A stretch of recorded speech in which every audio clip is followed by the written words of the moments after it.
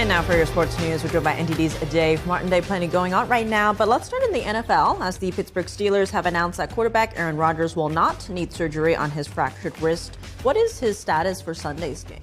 Yeah, his status is kind of like to be determined at this point. Now, Steelers head coach Mike Tomlin said how Rodgers is doing by Friday will be the key to whether he plays Sunday against the Bears. Now, fortunately, the fracture is on his left wrist, which is his non-throwing wrist. If it was his throwing wrist, of course, forget it. Now, Tomlin said, quote, "It's just about bracing and securing it for his comfort and safety, and then it's about how functional he is." Now, Rodgers was injured just before halftime in Sunday's win over the Bengals. He was hit on a second and goal play where he kind of just threw the ball away. You couldn't see how the injury actually happened. He might have just landed on it wrong. He just got hit by a few people. Now, he stayed in for one more play before coming out. He did not play all, though, in the second half. Now, Tomlin said, though, that Rodgers actually wanted to return, so that's certainly a good sign for the Steelers. So, Tiff, the short answer is he's questionable.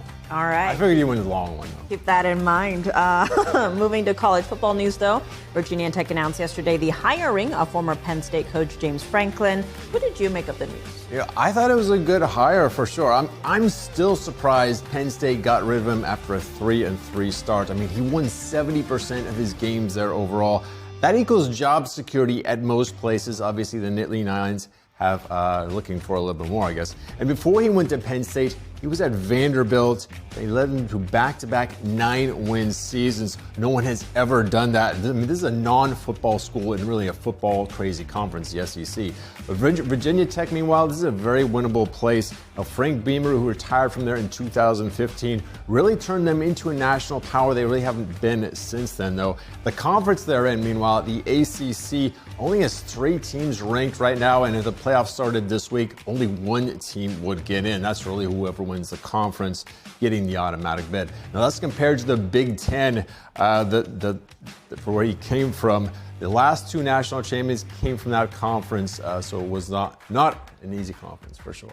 I'm just surprised we're talking about hirings. Normally it's firings. I know, right? I thought we'd have a positive vibe for today's show. I like it. Shifting gears to the NBA, though, superstars LeBron James and Steph Curry pretty much ruled out being on the Olympic team in 2028.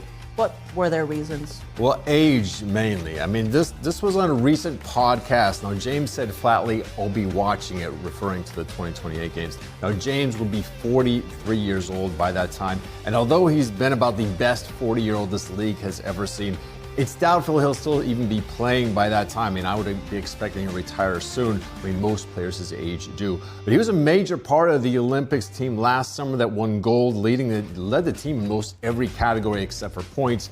Curry outscored him. Now, Curry would be 40 years old by the time of the 2028 games. Unlike LeBron, he didn't, completely rule out playing it, saying he highly doubts it. Now, believe it or not, the 2024 games were the only ones that Curry has been a part of, and he was needed. I mean, he scored 36 points in that incredible come-from-behind win over Serbia in the semifinals, where the U.S. was down 13 entering the fourth quarter. Curry hit 9 threes in that game. Really was an amazing performance. Now, Curry and LeBron played the most minutes for Team USA, so maybe in 2028 it'll be a younger roster. We'll see. Hopefully it's a talented one. We shall see. Looking at college basketball news, though, we have a doubleheader tonight involving 4 blue blood programs at the Champions Classic. Yes, Kentucky versus Michigan State, which just started a few minutes ago. I thought Kentucky was up 10-9. And then the later game, Duke versus Kansas. Now, both games are played right over here at Madison Square Garden in New York. All 4 teams, of course, are ranked in the top 25. Now, this is the 15th annual Champions Classic. Kansas has actually had the most success here, a 9-5 record thus far. They'll be hard-pressed to beat Duke tonight, though. The Jayhawks are without star freshman phenom Darren Peterson, who has a hamstring injury, and they really do not have much continual turnover, I should say, from last year's team. Not much turnover at all. Only one player who played for them last year is playing for them this year. Continuity, that's what I'm trying to say here. Continuity, that was the word I was looking for. The Blue Devils, meanwhile, they feature a highly praised freshman, Cameron Boozer. He's the son of former NBA star Carlos Boozer.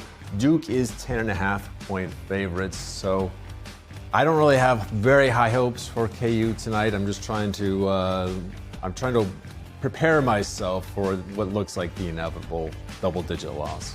Well, you never know. You never know. You never know. We can also sprinkle some SAT words in now.